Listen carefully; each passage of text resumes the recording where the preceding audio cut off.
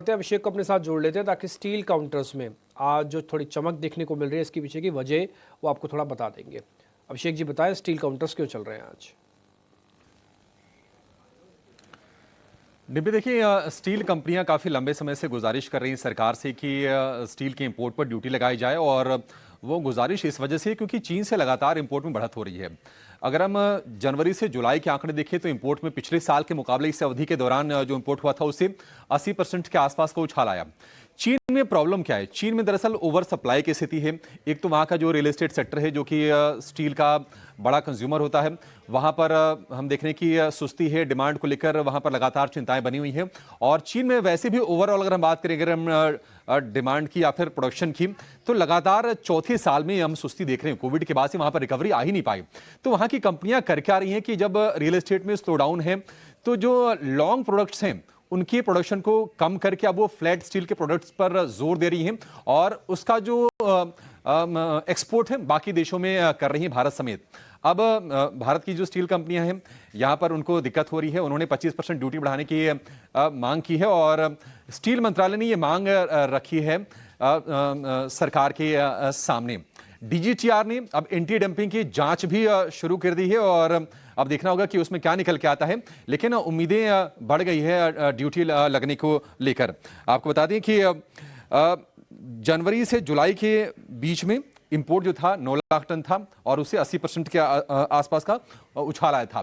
दरअसल यूरोप के जो बाकी देश हैं उन्होंने भी चीन के इंपोर्ट पर ड्यूटी लगा दी है, और उसके चलते ये आशंका बढ़ गई है कि अब जो डंपिंग होगी भारत में और ज़्यादा तेज़ हो सकती है। और इसके चलते ही जो स्टील कंपनियां उन्होंने गुजारिश की थी कि चीन के स्टील के इंपोर्ट पर ड्यूटी लगाई जाए। देखते हैं कि क्या निकल के आता है सरकार की तरफ से, क्या सिफारिशें ये मान ली जाती हैं। हालांकि जांच शुरू करने को लेकर नोटिफिकेशन डीजीटीआर यानी कि directorate general of trade remedies की तरफ से जारी कर दिया गया है।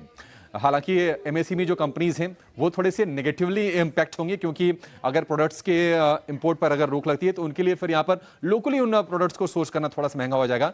तो उन्होंने अपनी चिंताएं जरूर जाहिर की है। लेकिन जो बड़ी स्टील कंपनीज हैं, जेएसडब्ल्यू स्टील, टाटा स्टील, इनके लिए निश्चित तौर पर एक पॉजिटिव खबर निकल के आ सकती है।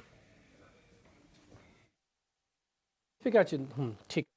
कंपनीज को लेकर एक जो व्यू पॉइंट है कि क्यों तेज़ है, क्या है इसके पीछे की रीजंस, ये सब कुछ आपको यहाँ पे बताते हुए दिख रहे थे। स्टील कंपनीज को भी लेकर है कि वहाँ पर शायद सेफगार्ड ड्यूटीज़ का कुछ चेंजेस किया जाएगा। ये खबर एक बार ज़रा स्टॉक्स एंड न्यूज़ में छपी हुई है, एक बार ज़रा दिखाइएगा सभी को। और उसके लिए जो बेनिफिशियरी 2 बड़े काउंटर्स को बताया जा रहा है, first is Tata steel and second is JSW steel.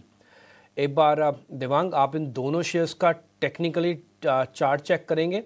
ये खबर पॉजिटिव है इन दोनों कंपनीज के लिए, टाटास के लिए भी और जेएसडब्ल्यू स्टील के लिए भी। एक बार ज़रा टेक्निकली चेक कर लीजिए, टाटा स्टील को चेक करना खाली बस, और छोड़ दो। हालांकि एक बार आप पहले भी बता चुके, लेकिन फिर एक बार टाटा स्टील चेक कर दो आप। तो टाटा स्टील की जहां तक बात करें, टाटा स्टील ने जो अभी रिसेंट करेक्शन हुआ था वो 200 डे मूविंग को लेकर करेक्ट हुआ है, तो अपने रेजिस्टेंस से करेक्शन हुआ है। तो आई थिंक अगर चार्ट वाइज देखें तो जेएसडब्ल्यू स्टील का चार्ट बेटर है, बिकॉज एक मेजर सपोर्ट के पास है जेएसडब्ल्यू स्टील। टाटा स्टील का अराउंड अगर लेवल 147 के ऊपर अगर निकलता है तो आई थिंक इसमें वापस अपसाइड मूवमेंट आ सकती है। अगर 147 ब्रेक करते तो 158-59 तक के लेवल देखने मिल सकता है।